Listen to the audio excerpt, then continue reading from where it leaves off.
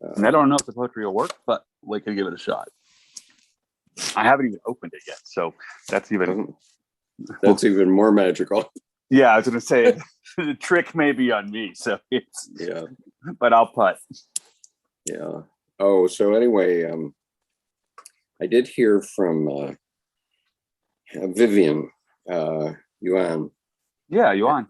And she's started her Pacifica online, and she's working to get her visa, and so she thinks she will be here by next summer. And I told her then come to Helena and be there. Good morning, Deanna. Nice to see you. Wow, we got 8 people right away. Nice. So, hey everybody. I guess we should make the first announcement first, which is that Skip will be in California next week, and so I won't be able to start this program next week on Sunday, and so there will be a 1-week lapse, and then maybe we'll send out some invitations to people to also join us for discussion, although I am enjoying my discussions with Jordan. And so anyway, next week, or this coming week, starting Thursday, I'm going to California to plan for our confluence next summer. And we're going to practice our play. And nice. We're going to be in the same room, all 6 of us together, and we're expecting a lot of good numinosity. And in fact, there was a wonderful cartoon in the New Yorker this week, which I should pull up since it's so apropos. And let's see. I think I know which one it is. You probably do. Yeah, I've subscribed. So okay, so here's the cartoon from the New Yorker, which is right on point. To think this meeting, which turned into the perfect day, filled with spontaneous adventures that will become priceless memories, could have been done in an email. Yeah, it could have been an email. Could have been an email. Well, actually, it's very, very hard to do this sort of thing by email. There's so much projection and transference in email. It's that the emotion is provided by the reader rather than the sender. Typically. Yeah. And here's Art. Good morning, Art. Morning, Art. And anyway. Yeah, well, it's funny. I made a post yesterday. A friend of mine was going to leave Facebook, and I said, it's okay. It's healthy. Go ahead, take a year, 2, whatever. I took 5 off. Just know when you come back, there's a lot of security stuff you have to get through. It's like worse than an airport, but there is life out there outside of Facebook. I promise. So you can leave your house. Actually, at one point, I stopped watching the news and reading the news. For one year, Debbie and I did not watch the news, and we did not read the newspaper for 1 year. And the only time we would look at anything was if there was really some crisis somewhere that we had to know something about. But otherwise, we didn't watch CNN at all, or MSNBC, whatever. And when we came back to it, we found nothing had changed. And that's in that example is perfect, because you get that perspective, expecting to come back to some kind of evolution or something new, and it's not. I took a year sabbatical off from the news, and now I kind of just periodically walking around hearing people is almost enough, because you'll hear whatever's big. And I just decided to read Congressional Quarterly instead of watching the news. Yeah, in fact, the cable news has become really flaccid. They're very, very lazy, and so all they do is pay attention to what the other channels are paying attention to, and then they run that too. And so they say, oh, something's happening in St. Louis, let's send somebody to St. Louis. So, they get a stringer in St. Louis to turn on their camera. Yeah, it's like this whack-a-mole they're pushing at everybody, and it's the same thing with it's like they don't even use the thesaurus. I mean, It's like, come on, at least change some of the words and give us some allegedly fresh fish. Right. Yeah. So I'm just getting very frustrated because every time I turn the news on, it seems like they're just hammering the same stories over and over and over again. And I don't know, maybe some people in the country need to be hammered that way, but I sure don't feel like it.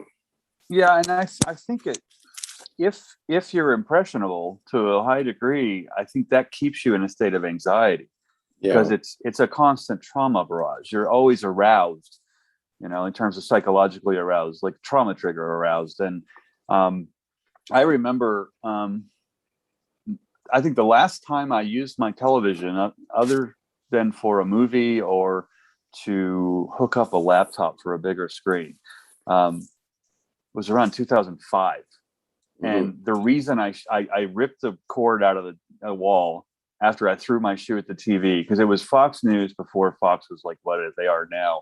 Yeah. And they actually said, stay tuned, more death and suffering to come. Oh, and I literally, my shoe was off, and I would have broken the television.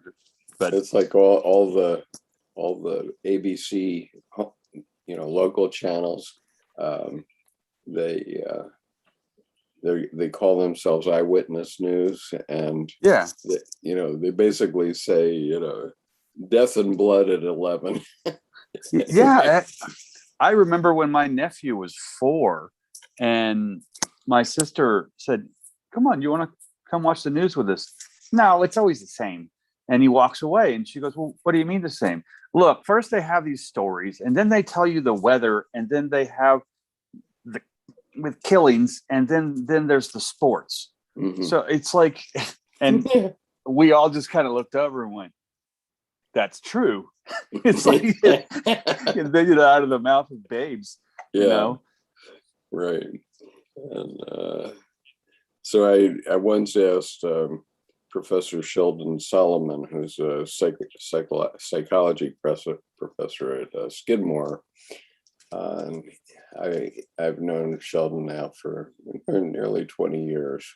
And he's a good guy. So I went to interview him once because he wrote a book called Terror Management Theory. And I wanted to know something about that. And so terror management theory isn't about terrorism per se. It's really about our terror of death and the work of what's his name, the guy that did denial of death. Skip my mind for the moment, but anyway. He basically, we're all afraid of death, and we make all these decisions based on that. And so the reason they do eyewitness news, blood at 11, is because if you watch that story, then you can say, phew, that's not happening here in my house, and you can go to sleep. That's an interesting piece, because then you get, what's interesting is we're wired for connection, but trauma wires us for protection. Mm-hmm. But the problem is you are basically assaulted with a trauma. Yeah. So you feel protected, except you've been assaulted with the trauma. So you're basically gaslighted without, so many terms, to then be calm enough to go to sleep. Whereas if you just have two really, really long exhales, you can usually fall asleep in about 2 minutes. I mean, just like, let it go, just gone, time for sleep. Yeah, but so you're right. And I haven't heard that one, but it's true. So you're getting duped into feeling calm by stressing you out. Yeah. Which is feeling better because you see a big traffic accident on the tube, and then you turn it off and you say, oh gee, it's not happening here. It's not happening to me, which actually plays on that comparison energy too, which is one of the most negative. But right. So it's interesting, all the negative pieces that go into that positive calculus, Yeah. Interesting. And so, God knows what the collective unconscious. So terror management theory. Pardon? I was going to say that it's a terror management theory, or a terror management theory is the title of this book. It's called, I think actually the book came out first, I believe, as a video. It's called Denial of Death. Okay. Wait a minute. Wait, you're talking about, that was the other one. No, I'm sorry. That was the other one. Just a minute. We couldn't remember the author. I can look that up. Somewhere here I have my book, and nobody has my book, I know, because I have no sales. But anyway, and that's partially because for this YouTube channel, I have put all of my books in the Dropbox, so all you have to do is download them and not pay for them. Let's see. The Denial of Death, the one by Ernest Becker, is that right? It's Ernest Becker. He's the author of that. But and what's Sheldon's last name? Sheldon Solomon. He's been on NPR and various places because he's quite well known for this theory. Okay, my book has gone adrift in my office, so I can't read to you from it. But anyway, I interviewed Sheldon for the book and for the early iteration of what we're doing now, and that came from it.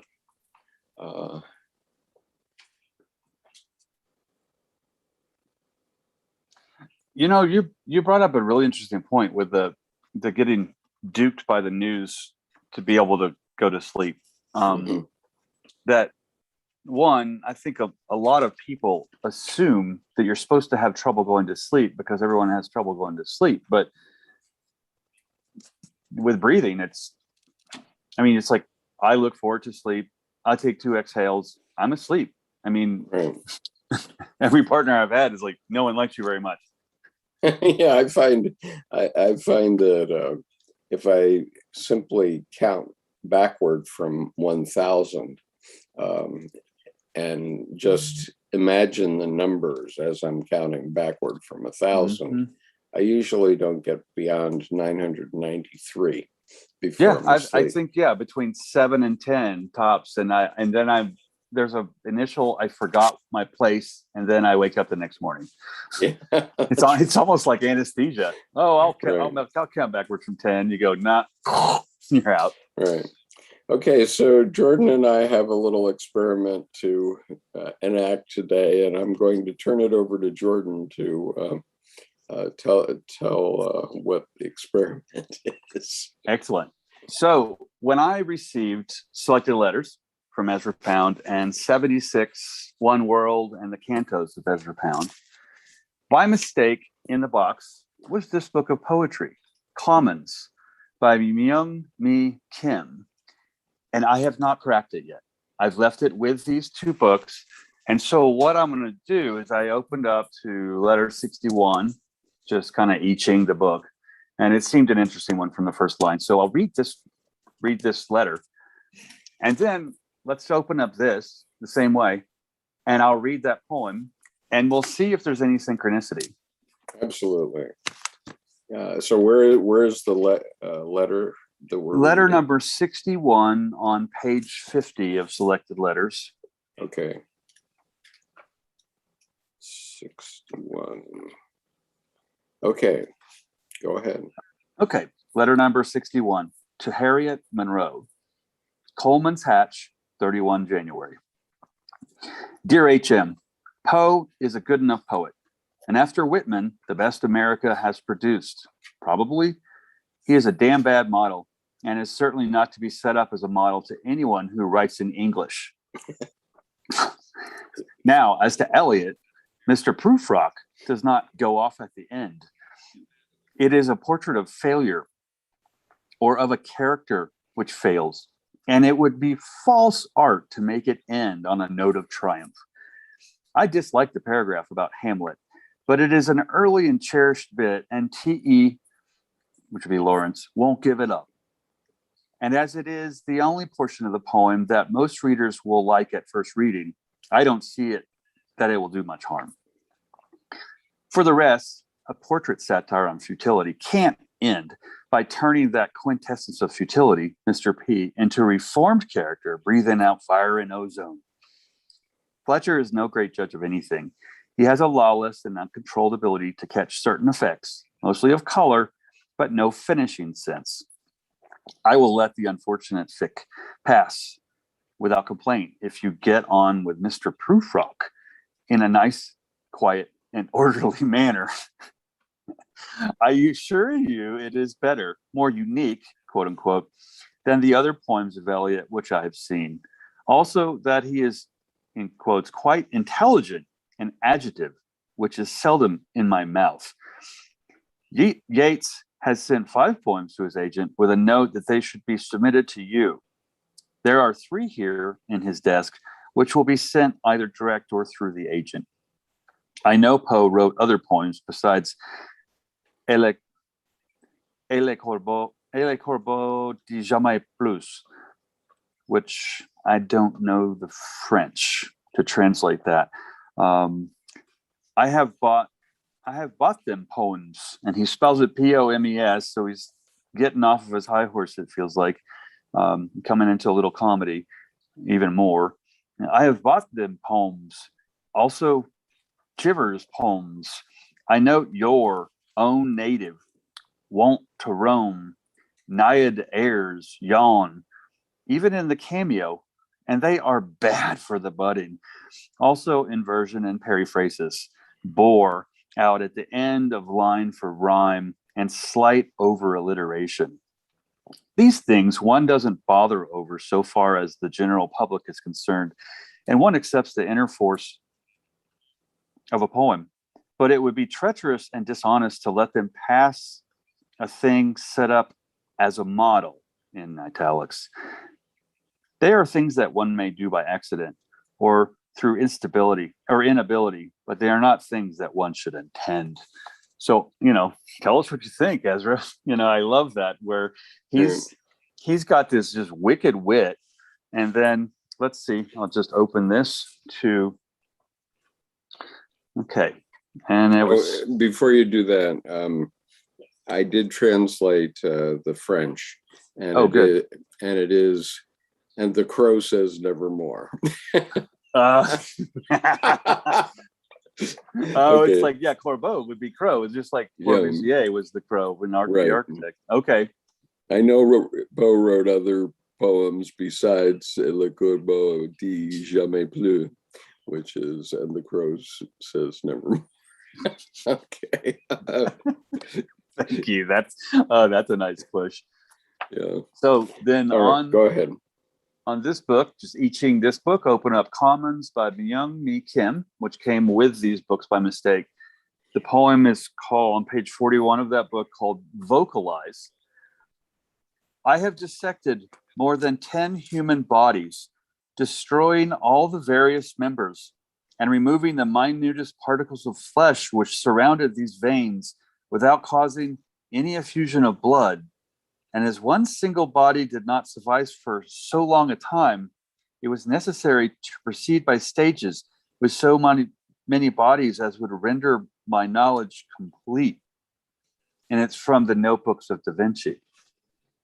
So they're cadavers, but as I'm reading it, I'm going, well, this stepped up a notch. Yeah, nevermore. Right, until the end, and nevermore. Exactly. So, yeah. Well, what do you see job. any? Oh yeah. I mean, yeah. Obviously we're into post-style poetry. Yeah, exactly. It's cadavers and so on. Oh my goodness. Yeah, a little way post-op. Right. So this is which is back into the death theme we started with. Right. So this is what always happens to me when I get a new book, and I'll just give you the example of let's see, a couple years back now, or 18 months ago, I opened a book called the Bhagavad Gita. And I said, okay, I don't remember this book, so I think I better read it. And the copy that I got was the copy that's translated by Lori Patton. Lori Patton is now the president of Middlebury College, I believe. And she is a Sanskrit scholar, and she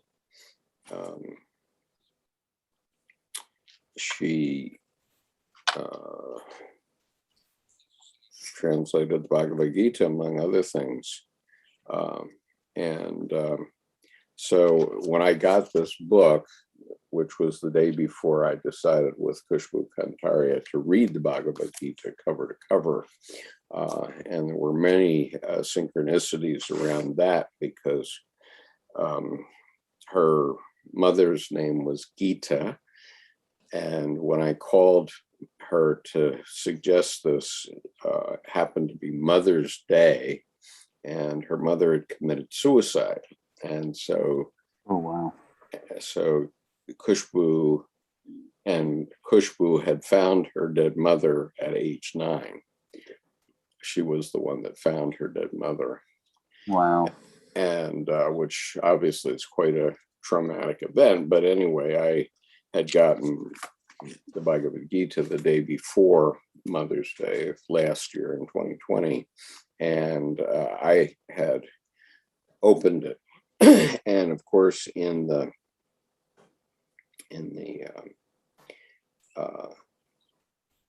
Jungian Psychology, there is a concept of the self, which is sort of the God image, your central core for yourself, and then the collective unconscious has a central self also, which most people in the world call God. And whether you believe that's metaphysical or not, it matters not, because nonetheless it exists, and all the religions of the world are testimony to that. Well, and it's crossover to that too. It's funny, when you held up the cover, it just, the image felt like a Persian version of the Bayeux Tapestry. Right. One of the scenes. Well, it's anyway, it's according to my friend Les Morgan, it's not the most scholarly of translations, and he really did the most scholarly of translations. So as we were reading the Bhagavad Gita, Khushbu read it in Sanskrit, and I read it in 3 translations, one of which was Les Morgan's translation. But I'm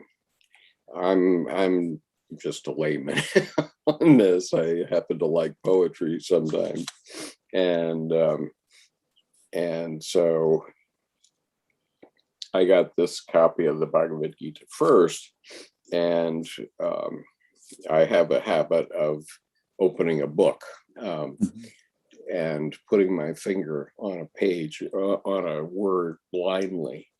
and having that tell me something about the book. Which I love that. I call it I-Chinging a book. You just pop it open to whatever you come to. Exactly. And so going back to the idea, the Jungian idea of the self, the page I turned to was Sutra, I guess it's chapter 10 of the Bhagavad Gita, verse 19. And so I'll just read from there. Let's see. How much of it am I going to read? Well, I'm going to read a few of the verses that come right at verse 19. Listen. What's happening in the Bhagavad Gita? The Bhagavad Gita is an instantaneous numinous moment. The whole book, everything in the book happens in an instant. And it happens when Arjuna, who's the leader of one side, think of it as the blue state, red state divide, and the two sides are lined up on the hills and they're ready to do battle with one another. And he's in the big chariot, golden, looking down the clear path between the two. And his chariot driver, it turns out, is Krishna, who is sort of a Hindu version of Christ. Okay. And so his chariot driver, numinously, he sees as Krishna, and the chariot driver then presents all this information to him, which is a whole book. And it all happens in an instant before the battle begins. And so what I turn to is halfway through the book, and Krishna is describing to him the self, and he says, the Blessed One said, listen, I will tell you the heavenly forms of myself. I will tell you the primary ones, for there is no end to my extent. Best of the Kurus. Best of the Kurus is what he's referring to Arjuna, calling Arjuna. And there are many names for Arjuna in these verses. So the next name is thick-haired one. I am the self. I dwell as the refuge of all beings, and I am also the beginning, middle, and end of beings. Among the Adityas, I am Vishnu. Among the great lights, I am the sun shining. Among storm gods, the Maruts, I am their chief, Marichi.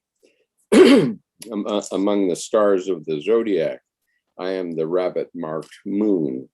Among the Vedas, I am the Sama chant. Among the gods, I am Indra, called Vasava. Among the powers of sense, I am the mind. Among beings, I am thought. Among the Rudras, I am Shankara. Among the Yakshas, and Rakshas, I am Vitesha, Lord of Wealth. Among the Vasus, I am fire, the purifier. And among the mountains, I am Meru. Son of Prita, recognize me as Brishapati, the head of household priests, the ruler of sacrifice. Among the chief of armies, I am Skanda. Among the waters, I am the ocean. Among the great sages, I am Brigu. Of things that are uttered, I am the syllable Om. Among sacrifices, I am the soft recitation. Among things that do not move, I am the Himalaya. Among all the trees, I am the Ashvata fig tree. Among the heavenly sages, I am Narada. Among the Gandharvas, I am chief Chitrataratra. Among those who are fulfilled, I am the wise sage Kapila. Among horses, I am Indra Uchabhravas.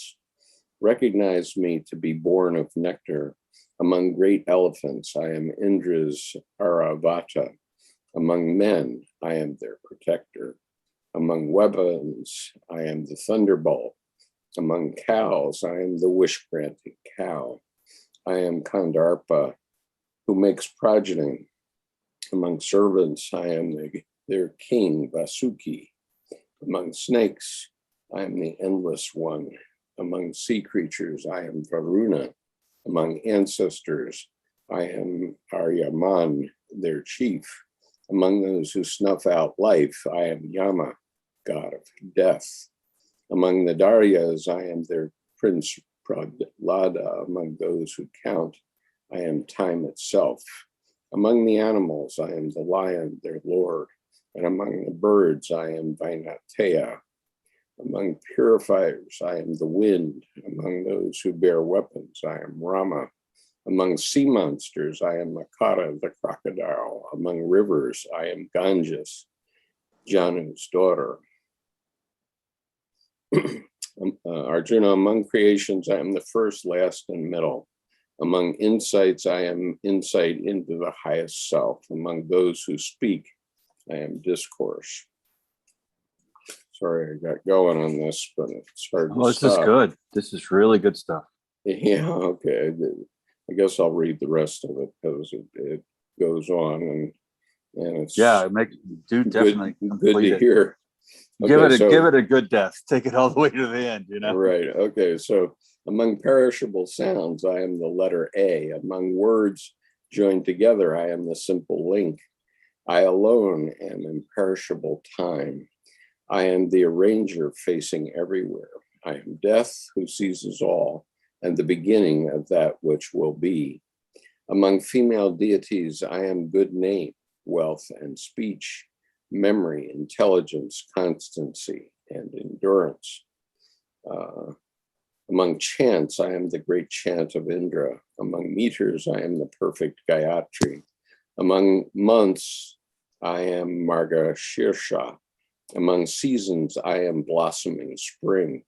Among those who cheat, I am risk. Among the brilliant, I am brilliance.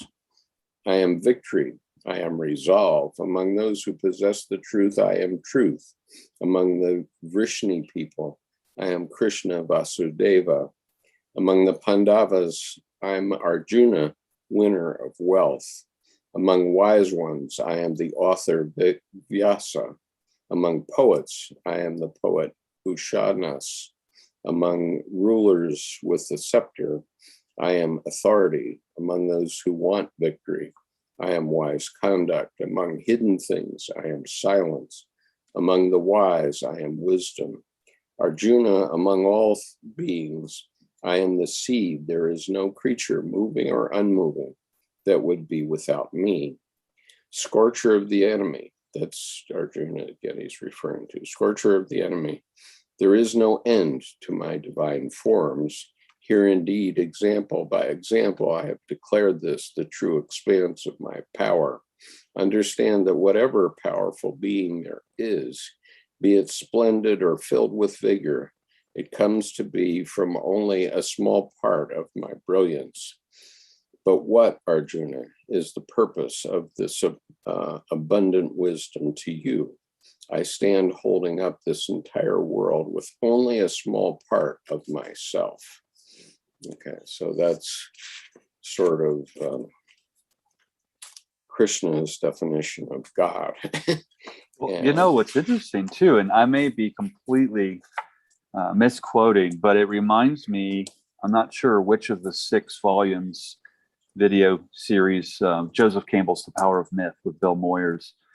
But in the time when he's looking at the cobalt colored Indras, and he mentions the 1,000-petal lotus as a metaphor for the human psyche. And I think he said something to the effect of the 1,000-petal lotus. And in this lotus, there are Indras, and Indras within those Indras, and Indras within those Indras without end.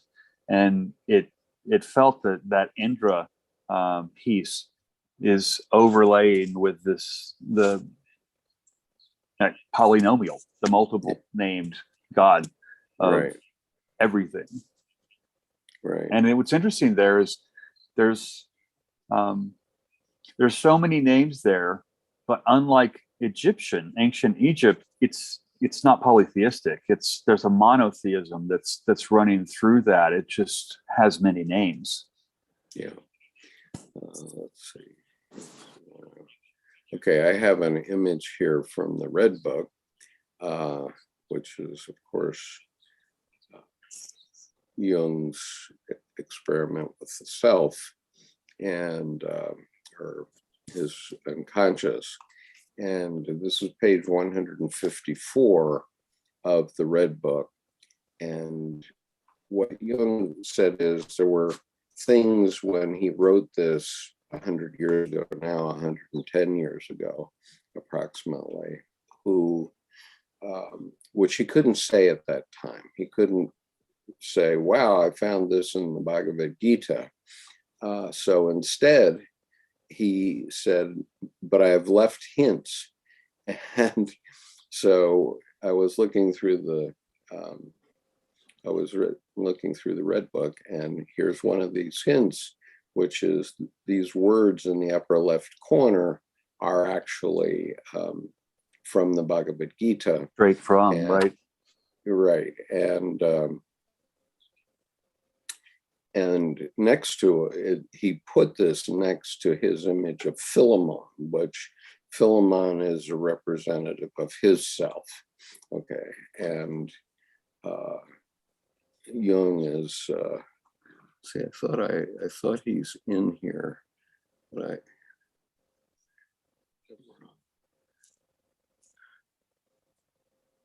no, it's not.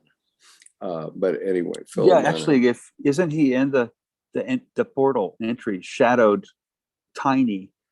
But Yeah, I think here, if you zoom, I think so. I think I saw kind of a lighter, almost like a figure that's in shadow, but is lighter. In this temple, he's in the temple. The temple like is here, and then Philemon is standing on it, on top of it, right? Right. And here's Chaos, the Ubros, the snake, outside, and it says, I think I can read this. It says, the Bhagavad Gita says, whenever there is a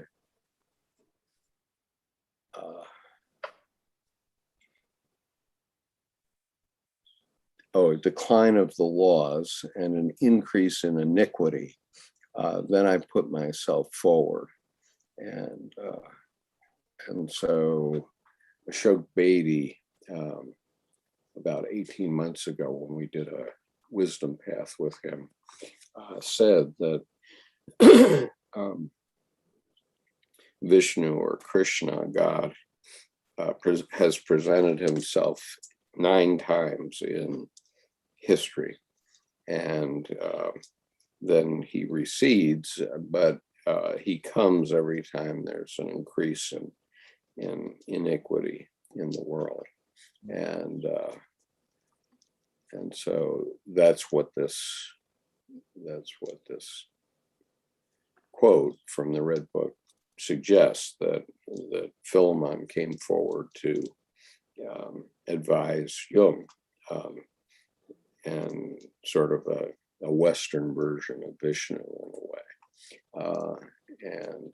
And Jung was saying, take a look at the Bhagavad Gita, because it has a lot of my psychology in it. And the interest, and there's Kushbu with us. Good morning, Kushbu. Good morning, Kushbu. And I'm going to send you an image. Yep. I scored a book this past week for $1, and I don't think you'll believe what it is. Okay, so you got a book for $1. For $1. Okay. But it's Personal Reminiscences of Auguste Rodin by Anthony Ludovici, 1926. Deckled edge pages. Oh boy. And intaglio prints that are pinned in. Uh-huh. And this one seemed to be another version of the interest in this version of God with the sculpture. And I had forgotten about this one. It's an unfinished, but I think in this context, with life and death and beginning, middle, and end, it is finished. It's one of those always complete, never finished, lifelong kind of sculptures that I just sent that may go with, I think, then to what you just said. It's almost a reverse of Philemon standing on Jung's temple.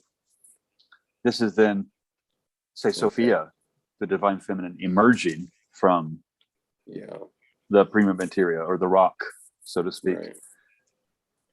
Okay, now I'm not seeing it yet on email. You sent it to Skip Conover at Gmail. Yeah, hold on, let me make sure it's finished sending.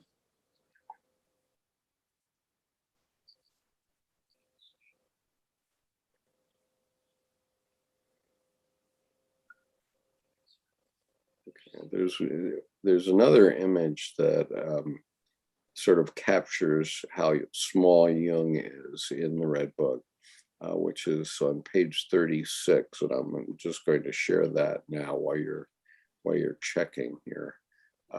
Let me see, because I didn't show up on the. Okay, so here's Izdubar, the god from the east, and here's Jung at his feet, this little tiny figure.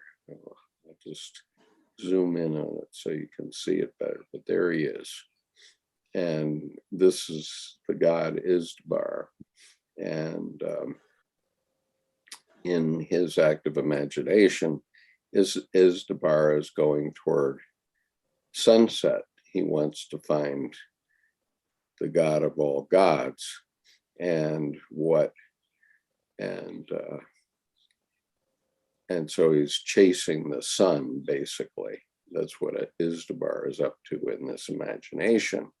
And Jung says, well, science tells me that red ball is the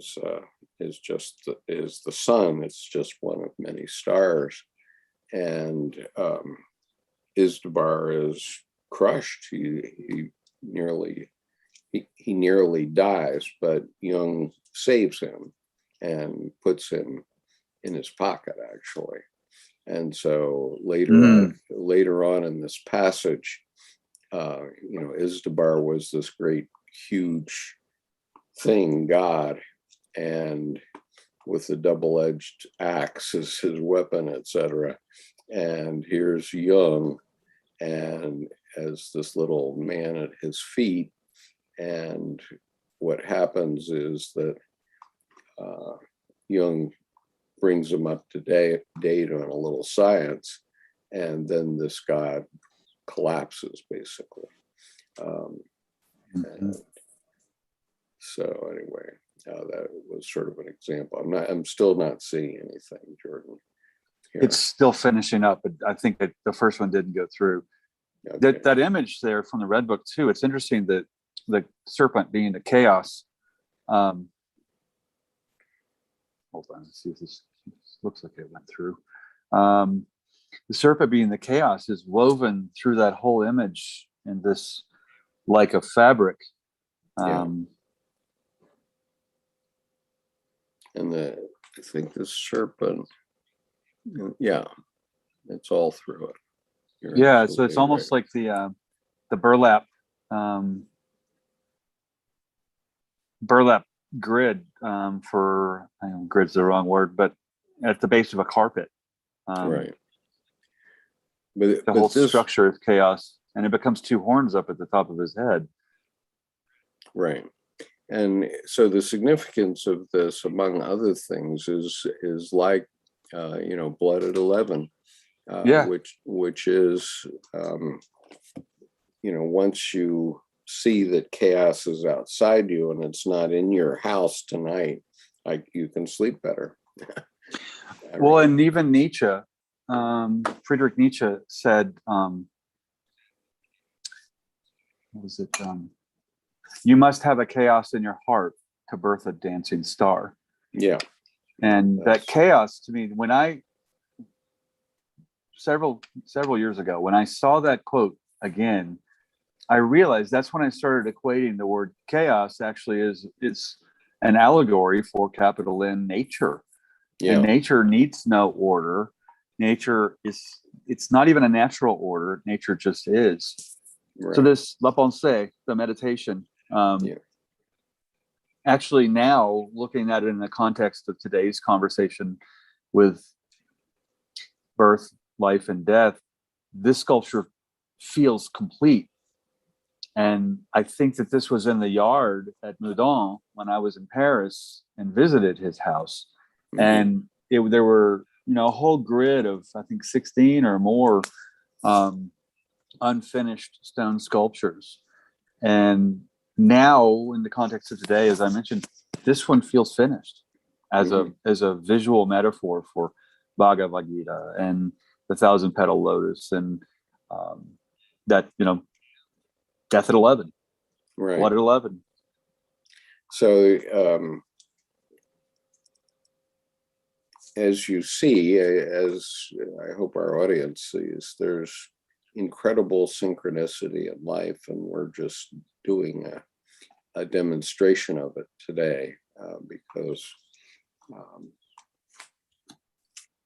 And this just fell out. So there's the man. Yeah, that's Rene. And he was very influential on Rilke. Rainer Maria Rilke, yes. Rainer Maria Rilke. And Rilke came to Paris and spent like 6 months in a deep study with Rodin. And, every day. Yeah. Yeah. And, they became almost just like instant friends. Right.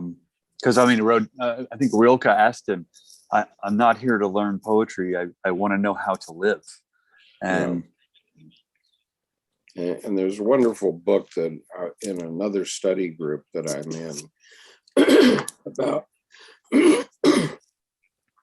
this one? Yes, that one.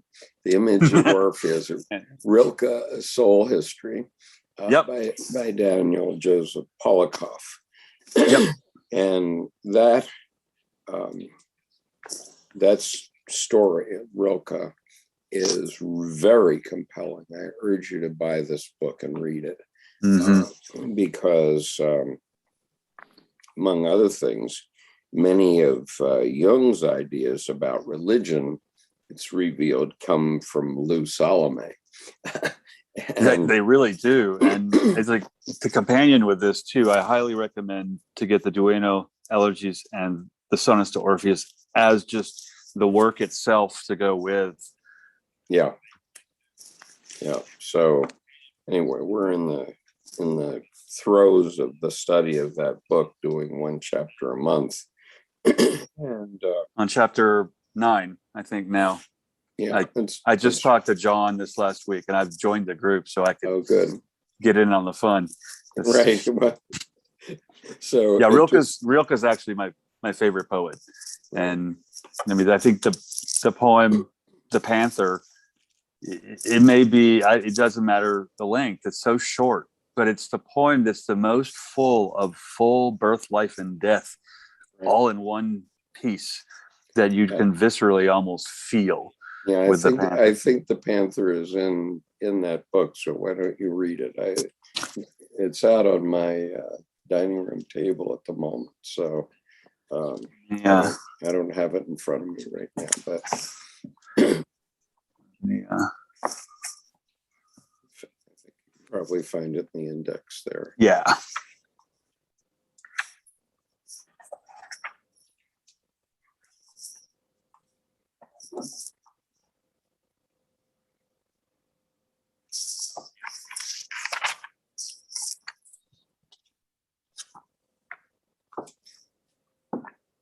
Keep going while I will look for this. It's not listed in the index.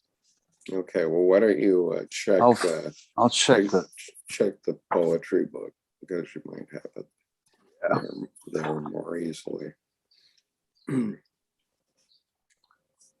It's actually, I don't think it's actually in the Duino Elegies or the Ode to Orpheus, so maybe it isn't in that book, but actually, I don't think it is. I think. Well, I have an answer.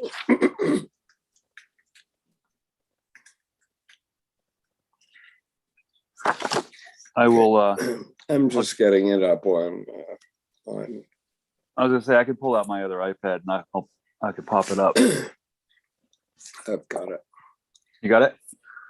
Yeah. In fact, I'll share it since I'm right there.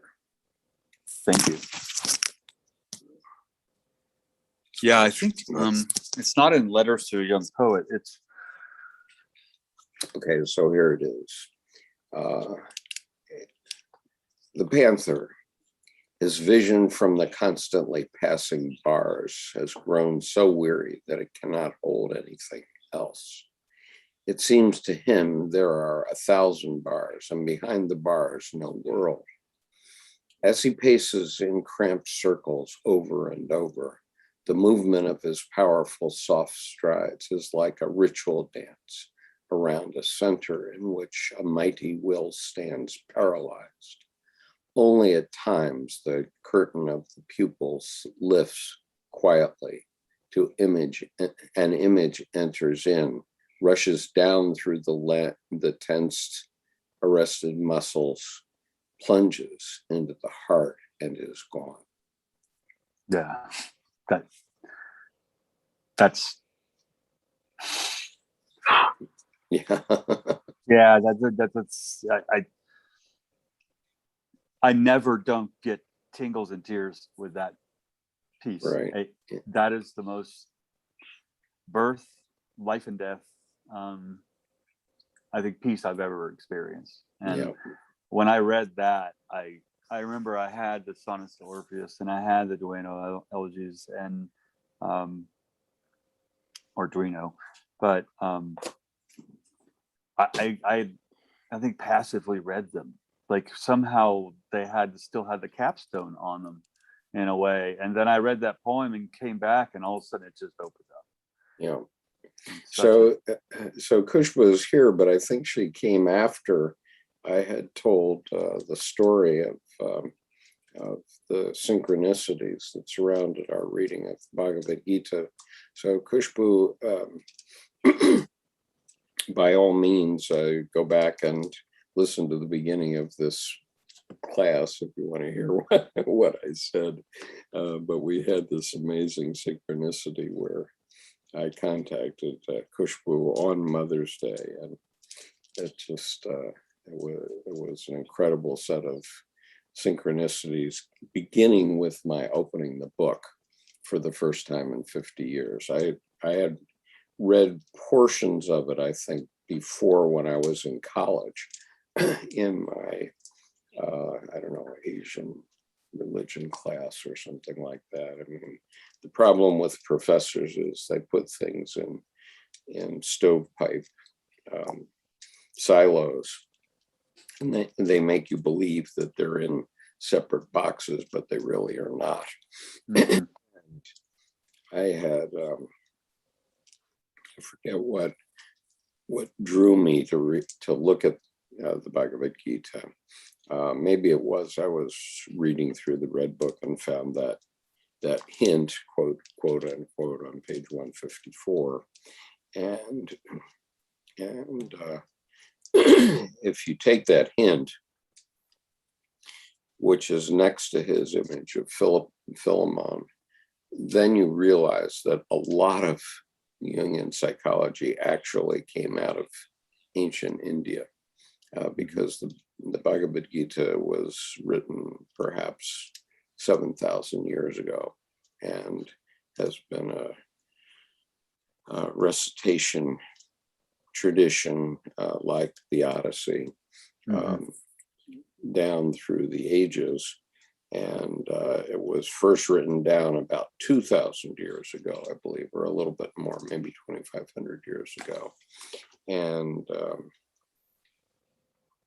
people in India keep going to a certain place, which I don't recall offhand right now, but thinking that is the place of this battle. But the truth is that the battle that is described here is a battle in the psyche.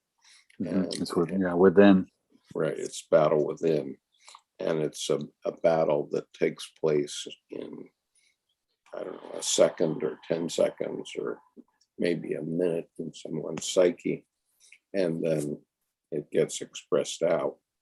And I know about that battle because of Tim Holmes's sculpture, the Returning the Nails, which I guess since I'll show an example of that synchronous. Well, that's a really good point about Jung being majorly influenced by the Eastern Indian culture, because, for example, the many named single God in the Bhagavad Gita, and then that idea of the differentiated one, the unmoved mover, which would be more Aristotle, but you can make a direct analogy to individuation for the undifferentiated one that begins to evolve and differentiate, become more and more complex as they simplify. There's a both and rather than an either or that's present there. So I'll show an example of this battle where Tim sent me a postcard, a simple postcard with just a couple of paragraphs on the back of it, and I'm going to share the image that was on the front of the postcard and then the postcard itself, because we actually created a website for this. And here it is. This is the sculpture, and this is the Virgin Mary, Mother of God, returning the nails from the crucifixion to the Roman authorities. And basically, this is the feminine principle returning the logos to the physical world, the logos world, and saying, I'm going to carry the future with me. So here's the this is on a website we created called returningthenails.net. Here's Tim's postcard. He said, "Dear Skip, it's said that after Tiananmen Square massacre, the Chinese government sent bills to the families of the protesters for the cost of their execution. Whether true or not, this is the cast of human evil. I'm researching early metallurgy. I discovered that in Christ's time, iron was a strategic material. I imagine if nails were used for crucifixions, the families of the victims would be charged with returning the nails to the government. This image is Mary post-crucifixion. And so this is what's on the front of that image. And so in our website, Tim added this, which is Returning the Nails by Tim Holmes, is the story of love triumphing over violence. 2,000 years ago, more valuable than even gold was iron, the metal of war. Even the smelting of it was a tightly controlled state secret. It is not unthinkable then to suppose that nobody got free nails, not even the ones used to nail your son to a cross. Once the execution was over and the body taken down, no doubt the family of the victim was charged with returning the nails to the ruling power. It is a sad commentary on human history that through the ages, the values of power and violence appear more important than those of beauty and love. Here it takes all of what Mary is to stand up to the human brutality.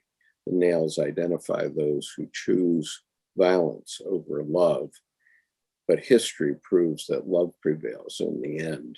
The Returning the Nails movement is intended to give activists a way to call out. Okay, so that's a movement that he that's such a wonderful wonderful expression of, the love of power versus the power of love. And Right. and even then taking it to bigger picture further, as you mentioned, this is the divine feminine handing back the logos. It's, here are the tools we no longer need. All we need, we carry within, and that's the metaphor for the divine feminine, which then lives or makes alive the self. Yeah. And so the point I was trying to make here is that one Saturday evening, I received this postcard from Tim, and it was very much like the experience of Arjuna, where I was literally incapacitated for about an hour. I read the postcard and I said, "Oh," and I guess I must have sat down. I didn't even get out of my coat entirely. I had it half on, and I couldn't. I had so many connections slamming together in my psyche in that moment that I literally couldn't move for about an hour. Okay, we came in the door. I read the postcard, and I go, and my psyche just exploded with what happened. The same sort of thing that happened to Arjuna in the Bhagavad Gita. I love it when you describe that as like being decapitated, because it literally, it's almost a reversal where life is not now ruled by the mind, life is ruled by your heart. And it's like the heart pouring up through your mind, which then stalls it. And you feel rather than think. And even though you experience it, I just love the phrase decapitated, because it takes the head out, literally.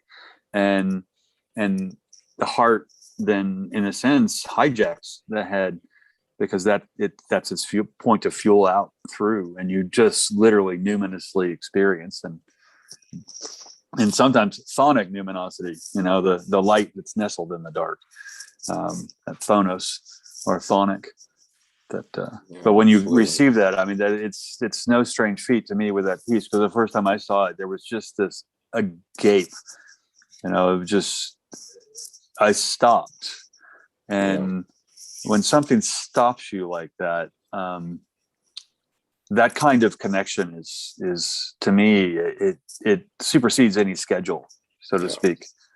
Right. And this piece was in Tim's Hermitage exhibition, which I found. And it's on permanent display at the Hermitage, among other things. And, some people might say, well, that never happened. The Bible doesn't mention that sort of thing. And, the point being, it didn't have to be in the Bible. It happened in the pleroma, and Tim's antenna were sharp enough to pick it up 2,000 years later.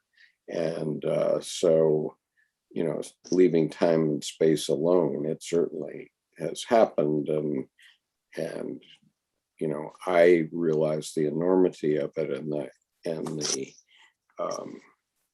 the significance of the juxtaposition of the logos versus the eros, because, as I often say, everything that's manifest, this book, the television screen you're looking at, whatever it is, everything that's manifest is a result of the logos, because we can't create anything without having perfect logos. That's what our designs are. That's what architecture is. That's everything that we do in life to discern and figure out from the chaos what's going on.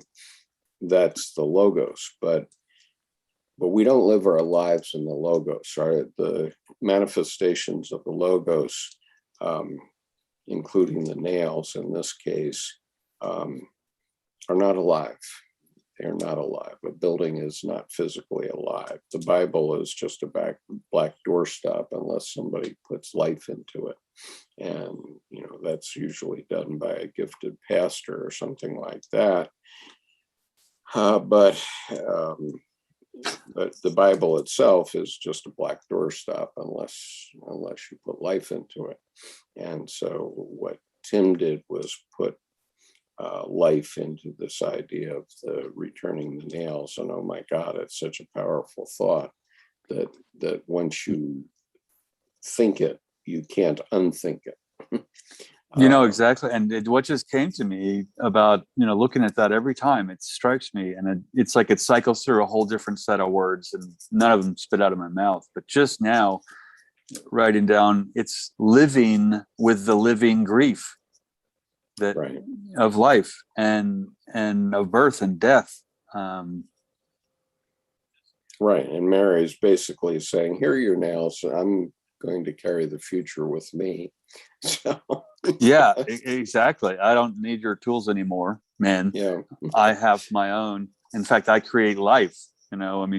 We may seed it, but they're the ones where it forms and gives form to the formless, which is a very priestess concept of giving form to the formless. You take the initial spark, which is just an idea or an inspiration, but it's formless, and then it's given form. So the Return of the Nails, it has to be, I think, one of the most powerful sculptures, not even just modern sculptures, one of the most powerful sculptures it seems to me it's on par with the Panther. It carries that kind of, it will move you. Yeah.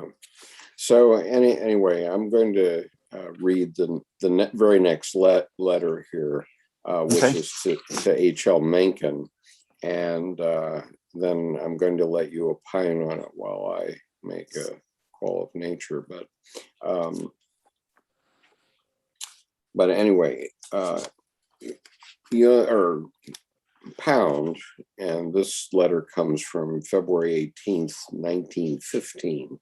Pound had a vision of what poetry could be, right? And he was sculpting that vision by presenting poetry, not his own usually, to the poetry magazines of the day, especially the English and American poetry magazines. And Harriet Monroe, from whose letter was the last one we read, created Poetry Magazine, if I understand it. And so he was trying to direct what she published. And so this letter, which is also interesting, is from H.L. Mencken. He's there to H.L. Mencken, and he was writing, Dear Mr. Mencken, as I wrote, I am cleaned out of verse by a book, 2 big batches of poems to Poetry and Blast, the 2 magazines. I send all that I have. I did it this morning. I think it has some guts, but am perhaps still blinded by the fury in which I wrote it, and still confused the cause with the result. Have sent word to various people that you want good stuff. Aldington for light verse, W.L. George, Hefner, May Sinclair, etc. We'll see D.H. Lawrence. Frost is in America, dull perhaps, but has something in him. The poet laureate of the United States has something in there. He wasn't the poet laureate then, but he has something in him. I've told him to see you or write. I should be glad if you could use his stuff. He has reality. Then he goes on. The prose writer I am really interested in is James Joyce. He is in Austria, therefore I can't write to him, but you might.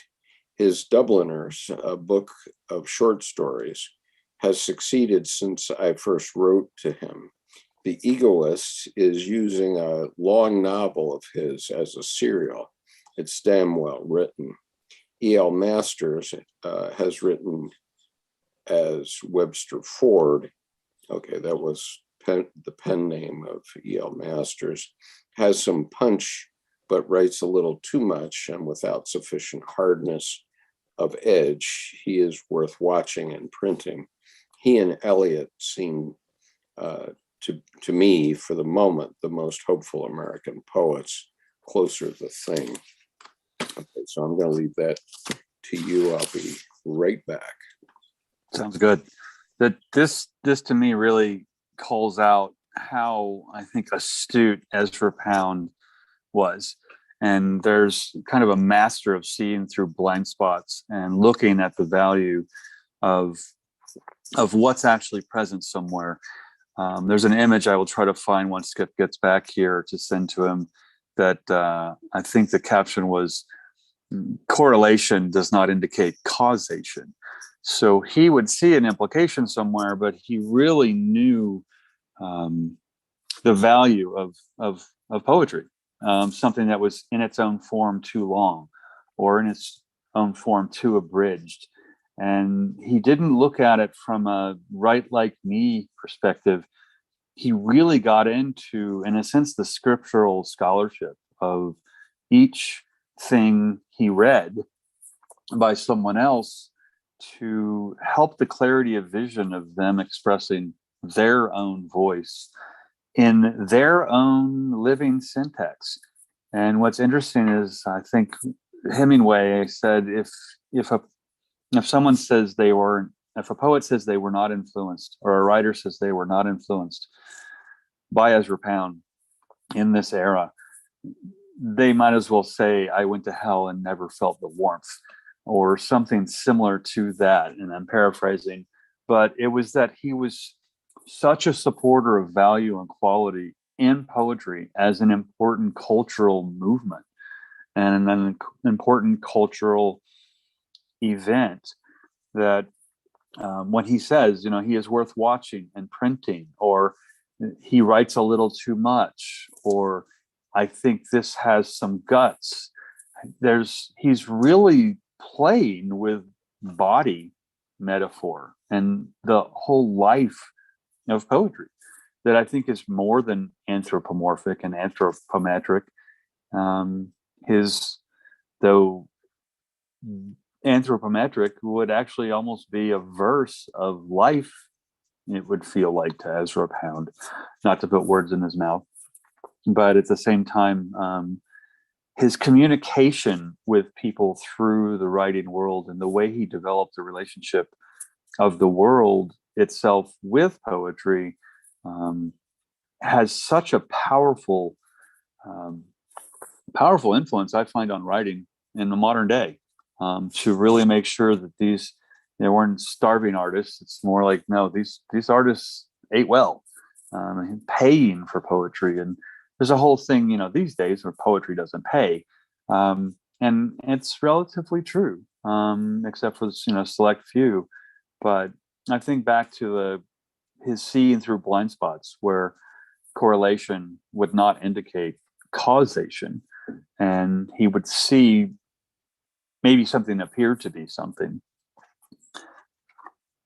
but it wasn't actually what you're thinking it's going to be. So I think he said Frost is in America. Dull, perhaps, but has something in him. This would be the poet laureate of the United States. And then D.H. Lawrence, Mason Clare, George Pfeffer, W.L. George. He was single-handedly, I think, one of the biggest promoters of the value of expression, not just poetry. And in the poetry, the verse would always bring about life and give people something of substance rather than a daily drivel. So the publications that he kept in print and kept afloat by, I think, Growth Paid Its Own Way, where he would make sure, by assuring quality and not caving to superficiality, that the publications he supported and simply patronized. I mean, the patron of, I'm going to be the editor, whether it's ghost editor or actual editor, to provide value in life through art and the art of language, which I love language. It's one of the, it's key. and the visual language, the text language, writing, poetry, metaphor, analogy, story. And then, like this here today, Skip and I we're coming back to Ezra Pound. And this is, later, 100 years later, where it's still valid. It's still fresh. And I think it's still alive in the lineage that is Ezra Pound's work and these letters. Right. And let's see, we shouldn't be too maudlin about this, but because the object of doing this website is to get you, the audience, to see the divinity in yourself and start to express it. And that's why we're getting together to do our confluence next summer, and to, show by experience the actual importance of art in our lives. And so we will be taking a break from our Sunday morning sessions this coming Sunday, because I'll be in California and Montana with the team planning our program, and we'll be back the week after. But anyway, Well, and I think the guts of what I was talking about while you're away was basically along the theme of correlation does not indicate causation, and how Ezra Pound would see through blind spots to always see what is there, so that he could, with muscle and with vigor and guts, as he says, support value in expression, art, and language through poetry. Right. My picture may disappear. I'm going to try to get an image that I saw yesterday, see if I can find it. And that's about that. The correlation does not equal causation. Right.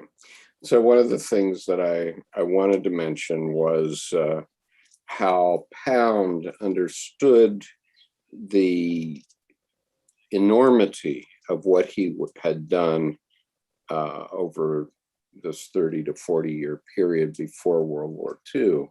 And that's what finally got him released from St. Elizabeth's Hospital, because all of these very eminent poets and writers, including Ernest Hemingway, T.S. Eliot, and many others, came to his support. And so he had been arrested for doing something silly during World War II, and he was charged with treason, but then he was never prosecuted. He was put in St. Elizabeth's Hospital for 12 years, but he continued to write and communicate with a man named James Laughlin, who was the publisher of New Directions, which still exists.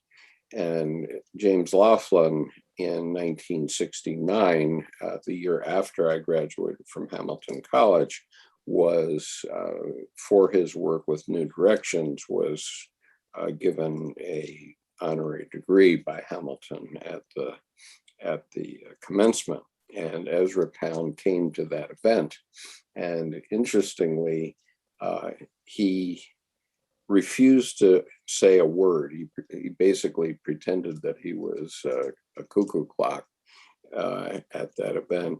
And so Pound refused to say a word that entire weekend that he was back on College Hill, which was about 60 years after he had graduated from Hamilton. And so, people at the time just thought that he was mentally ill, but that's not the case at all. What it was Ezra Pound recognizing that if he said anything, it would steal James Laughlin's thunder from his honorary degree. So he didn't say anything. And there's another example of great men of letters who have done something similar, and that is Bob Dylan, who was given the Nobel Prize for Literature a couple of years back. And he didn't go to the award ceremony in Stockholm. I guess the Nobel Prize for Literature is given in Stockholm, and Bob Dylan didn't go, but there was an amusing conversation among the scientists who were also awarded Nobel Prizes that year, and they were saying, wow, thank goodness that Bob Dylan didn't show up, because he would have sucked all the air out of the room.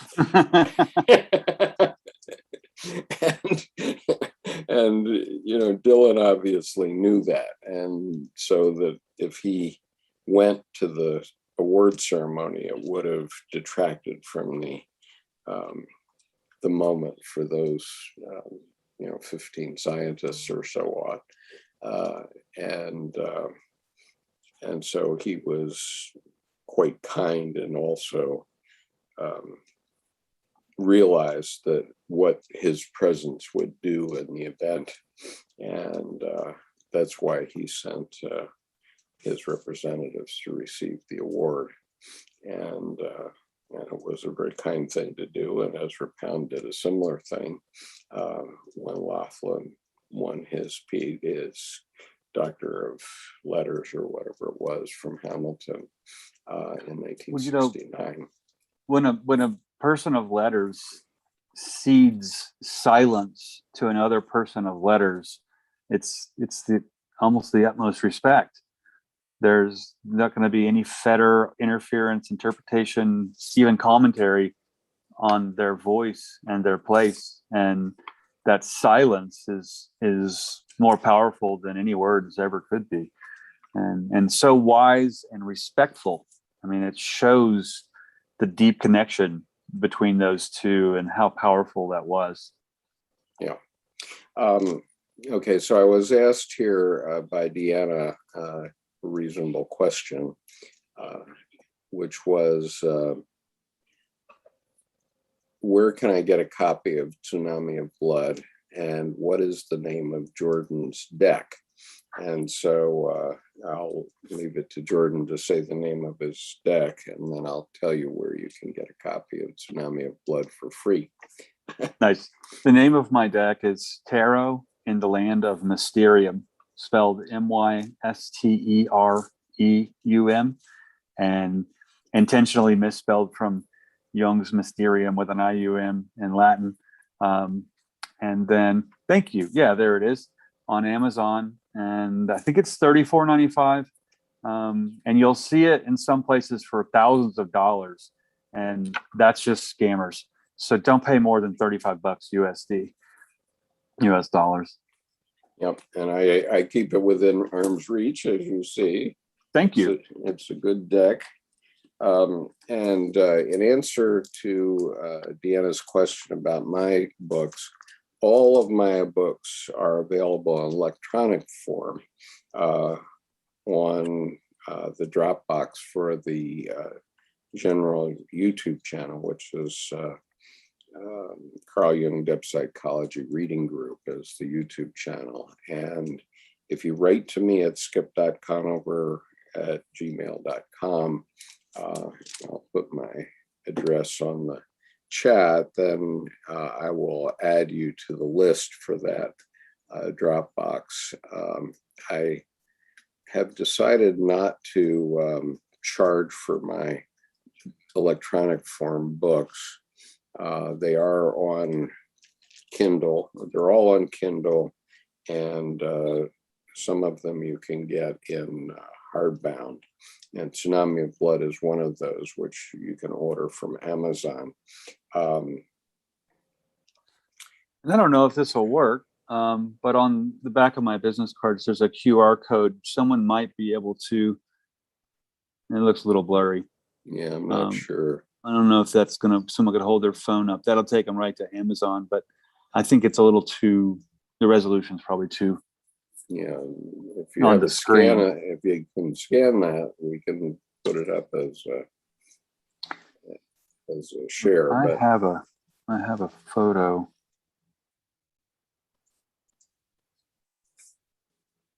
so anyway, I never made a great deal of money writing my books. They were very meaningful to me. Two of them I wrote under my pen name, David Garrettson, and two in my own name. The two under my pen name were Mako, Memoirs of a Woman, and Seduction for the Soul, which is my poetry. And then my prose books are Tsunami of Blood, and in 2014, my last book was called Political Psychology: New Ideas for Activists. And I have no idea how many people have read them. Some of them, like Tsunami of Blood, was both of them were basically a compilation of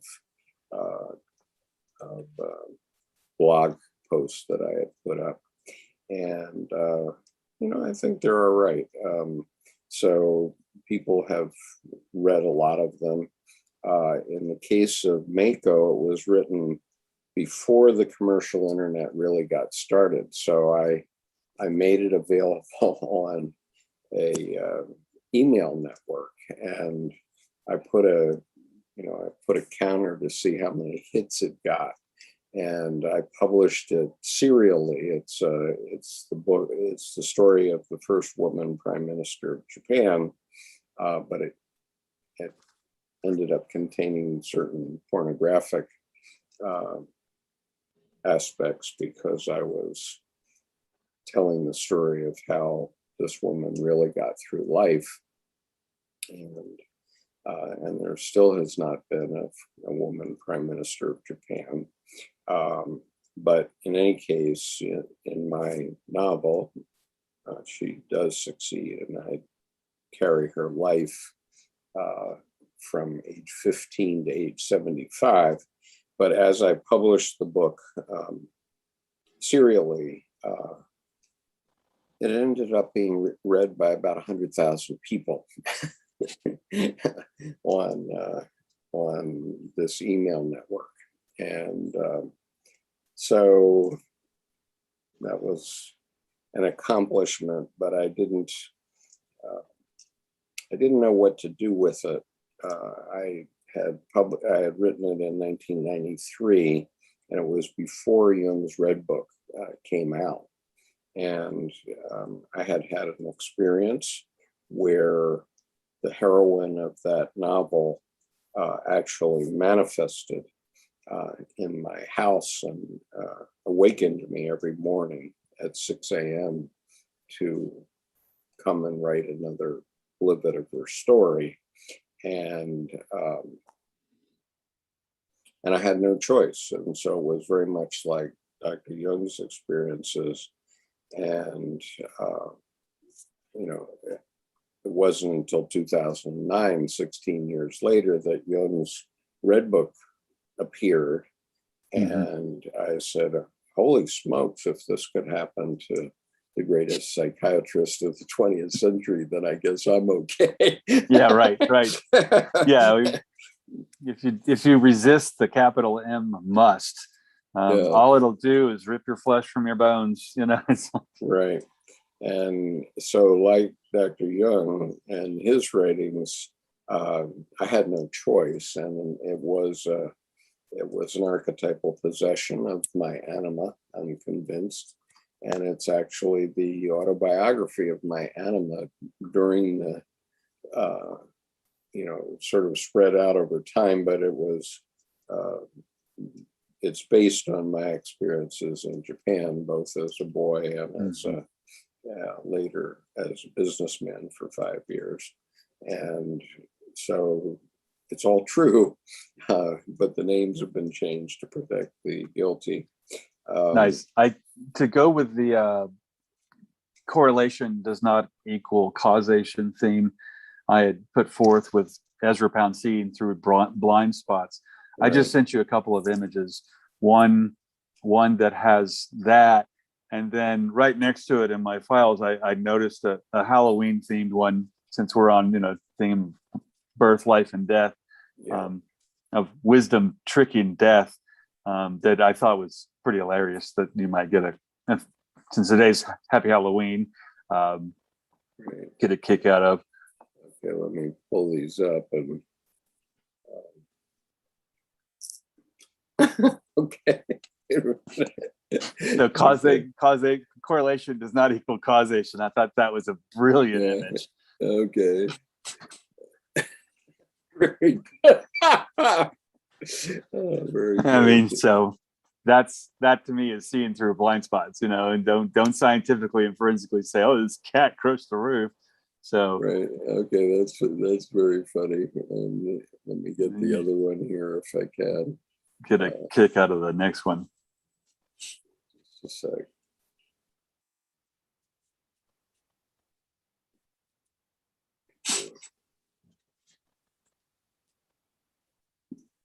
Geez, what did I do? Did I knock us off the line?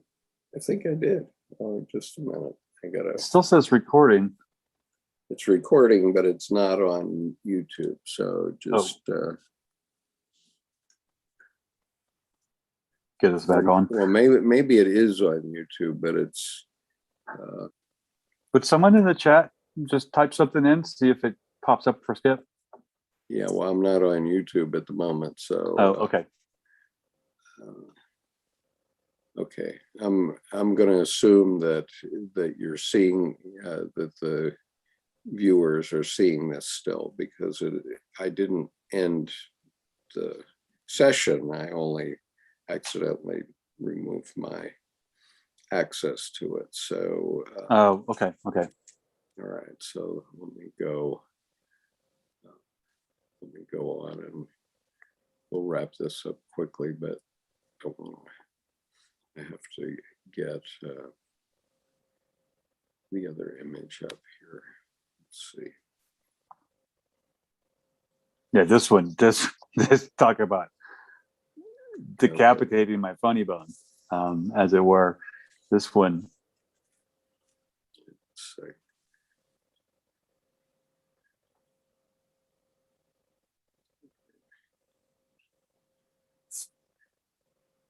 Okay. Okay, this is good. Come on. All right. So happy Halloween, everybody. I'm not wearing a costume. I'm here to take your soul. Holy shit, full-size Snickers. Never mind, Margaret, we're good. So wisdom cheating death. Yeah, wisdom cheating death, absolutely. So make sure you give real wrapped candy to all your trick-or-treaters on Halloween. Well, yeah, there was another one too that it looks like a Kit Kat, but it's really a thumb drive or a jazz drive, and people think they're getting candy, but it's really a 2-hour conversation about renting versus owning. Right. Okay, and so you sent the QR code, so let me get that up also. And the QR code will take you directly to the right Amazon listing. I believe it's available in all of the international Amazon. Okay, so what we're talking about here, if you just joined us, is the QR code for Jordan's tarot deck, and so if that interests you, there is the QR code, which you can put in your iPhone and then go directly to his deck. So I assume everybody has got that, and thank you. I apologize for knocking myself off the YouTube. Let's see. let me see if I can get myself back on. All right, I can't. Just a minute, maybe I can. No. So it appears that I'm still on the live stream, but not able to see the chat on YouTube. So I can't respond to anything that anyone has said in the last 5 minutes. And that's just me, garbage in, garbage out. So, okay, so let's just wrap up for now. I think so. I think we did an interesting conversation here today. This was a good sandbox. I didn't know where we were going, but we went to some places that are familiar, but also worthy of repeating, it seems to me. I think so. And I think the one thing I really enjoy is I think we're both good on point. So, it's like, here, just tell me what you need done, and then we'll go figure out how to do it. So, I mean, there's no mission, so to speak, other than, all right, we're going to go out in front, make sure you guys don't die. So it's like, well, that reminds me, I wrote this letter, which to my grandson, who's turning 18 next Thursday, and nice. I hand wrote it in calligraphy into the book itself in red, in red ink, Nice. using my calligraphy pen, one of them. And I'm not going to read it again here because I read it last week, but Nancy Pfaff said she really liked it, and so that was encouraging. And she's got a great vision and judge of substance and character. Right. And I appreciate that. And sees deeply into. Right. And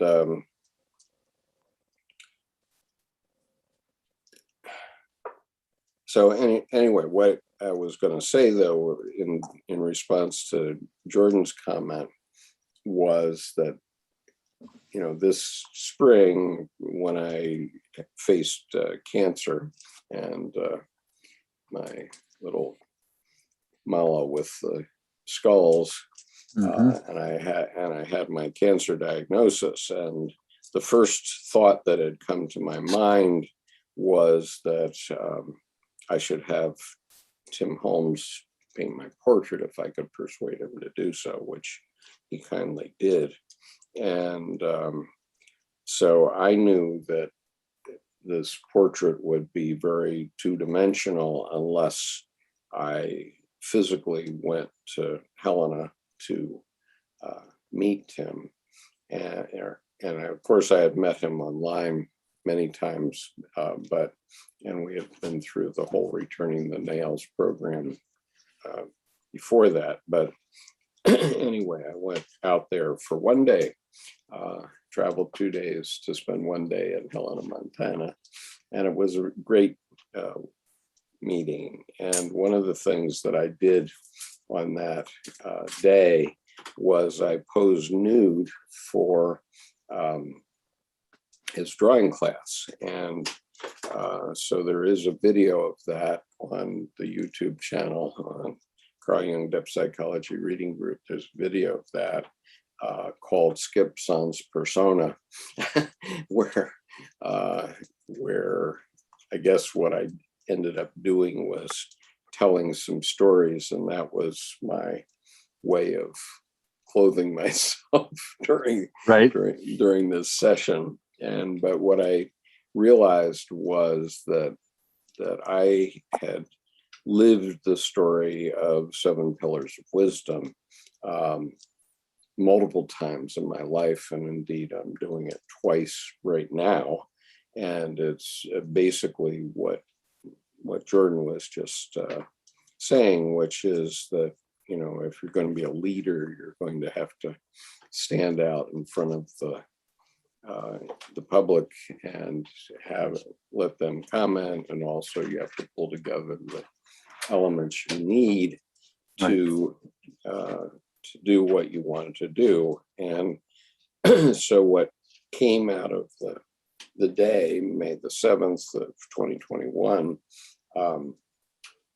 I didn't know what it would be because it was such a jam-packed day. And Tim and I just had so much to talk about. And then I left at 6 a.m. to come back to Baltimore, but I knew that something was cooking in my unconscious. And so the next morning, which was May the 9th, I sent a text message to Tim, basically suggesting that we do this confluence next summer. And this became a message string of quite long proportion. And we basically, I said, Tim, whatever we do, we have to bring people to Helena to see your studio and to have this experience. Because if you're ever going to have a numinous experience, or you think you won't, then come to Helena next summer. But it's going to be an invitation-only event. We're only going to allow 30 people into the confluence itself. It goes from the 10th to the 14th of June, 2022 in Helena, Montana. And there are 6 of us putting the event together. We'll be doing that in part over the coming week and next week. Good morning from Annapolis. And we're going to get bumped out of here because my wife is about to start her program, so I have to leave. But anyway, the Terrapins, we're doing the confluence. If you want to be invited, please very close. write me at skip.conover@gmail.com and you'll be invited. The cost will be about $500, which is going to cover some meals, and we'll help you with B&Bs if we can. And you'll need to cover your own travel expenses but I promise you that it's going to be more than one numinous experience. It's going to be very special indeed. And Tim's studio with all the drawings and the sculptures, I have never seen it, I mean, in person, Right. but it's more and more feeling like an American Meudon, the Meudon, Rodin's house, where all of his sculptures, unfinished, etc., are present in one form or another, be it maquette or finished sculptures. But Tim's work to me is not reminiscent of Rodin. It's Tim Holmes, and it's not imitating, but it's as powerful to me as Rodin's work. And that to me are big words, because Rodin is my favorite sculptor. Always has been since 1989, when I walked into Meudon in Paris, and my stepmother had taught at the Sorbonne for 6 years, so she knew when and what times to go, where it was almost private. And just wandering through this living cemetery of sculptures. I mean, these were headstones that were alive, and that you felt the whole of life there. And then the gates of hell is just those doors. You want to talk about a portal, just walking up on them. So, well, and I'm still, Tim has done a special sculpture for the confluence. I'm not going to tell anybody what it looks like, but it is going to be for sale at the confluence, so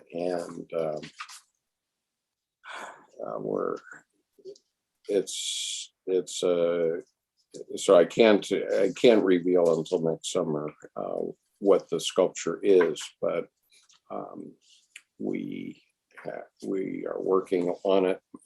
Tim is working on it primarily, and so next week I'll be going to Helena to see the first castings of the sculpture, hopefully, and it's going to be a very special event. And Tim has told people about what we're doing, including the play, which is going to be at the Myrna Loy Theater in Helena. And that is going to be open to the public on Sunday, the 12th of June, 2021, in which I am playing C.G. Jung. And And so Tim has been telling people around Helena what we're doing, and one pair has to become a public monument in Helena, which will attract people, and I promise you it would do that. I can't tell you what is in it, but it definitely will do that. And but Tim did do one large piece that's twice normal human size, and he doesn't care to really do them because they don't involve as much creativity as a small piece when he's sculpting something new. But I want to convince him that he needs to do this monument for Helena, which will be a tourist attraction. It will actually draw people there. And I was telling him that, Carl Jung never visited Liverpool either, but there's a sculpture of Carl Jung in Liverpool, and people make pilgrimage to that sculpture. Right. Even though Jung himself never appeared in Liverpool, but he had Liverpool in one of his major dreams. So that's why the sculpture is there. So anyway. Well, and that's fitting for, journey to a place someone has never been.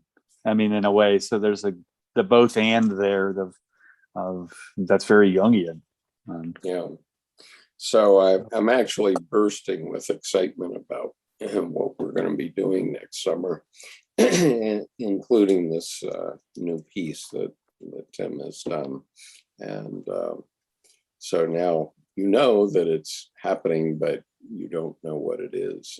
And so yeah, we make way for the next show. Something to look forward to. So anyway, if you would like to be in our Dropbox, where you can find my 4 books in an electronic version, just write to me and I will give you admission to the Dropbox. And if you want to be part of the Confluence, please write to me also, because that's by invitation only. There will be some public events at the Confluence, but it's mainly for local people to attend. So anyway, thanks, Jordan. Definitely. What a great day. Good conversation today. Thank you. Yeah, I'll see you in 2 weeks. 2 weeks. Yeah, because next week we're going to be, as they say in the theater, dark, because we're going to be tied up in California. And Monday and Wednesday, are those also the dark this week? No, this week they're on. Okay. So we'll be doing tomorrow evening and the advanced reading group on Wednesday. But then the following week they'll be dark. Okay. Right. Got it. Okay. So see you maybe tomorrow. And sounds good. Peace. Take care. Bye-bye.